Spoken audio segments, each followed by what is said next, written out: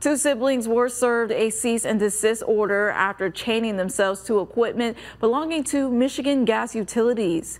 It's a dispute that's lasted several days, stemming from MGU's plan to replace a decades-old pipeline south of Olivet in Calhoun County. Richard and Mary Midlam chained themselves to an excavator to protest putting a replacement line in for what they say is a functioning pipeline, and they feel like the new line will drive property values down. They say the existing pipeline route is shorter, runs through an abandoned road, and does not run past any homes, unlike the new route, which would affect their family farmland. The Midlams also say they reached out to MGU multiple times but haven't gotten a response. A spokesperson for MGU says he was surprised by the claims made by the siblings, saying the current pipeline dates back to the 50s and needs to be replaced. Both sides are working with attorneys with hopes of meeting and coming to a resolution that works for both of them.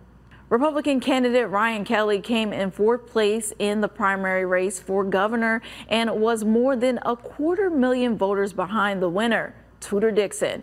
Now he's calling for a recount. According to the Michigan Secretary of State's office, there are two different recount processes, depending on if the race was decided by more than 2,000 votes or less. Less than 2,000 automatically triggers a statewide recount. Otherwise, the candidates must file. They would then pay to cover the number of precincts they want included in the recount.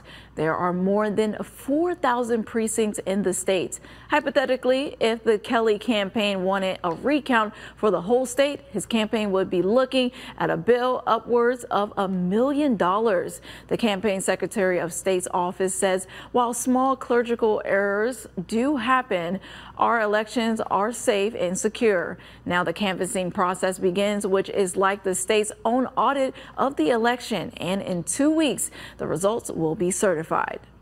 The Jackson County Airport is about to get a major boost to its infrastructure after the FAA awarded them a $2.2 million grant. That money will be used to modernize the Reynolds Field's 60-year-old control tower. Plans call for new restroom doors and an elevator to be installed to make sure the airport is in compliance with the Americans with Disabilities Act. Asbestos removal and replacing mechanical, electric, and lighting system to improve energy efficiency will happen as well.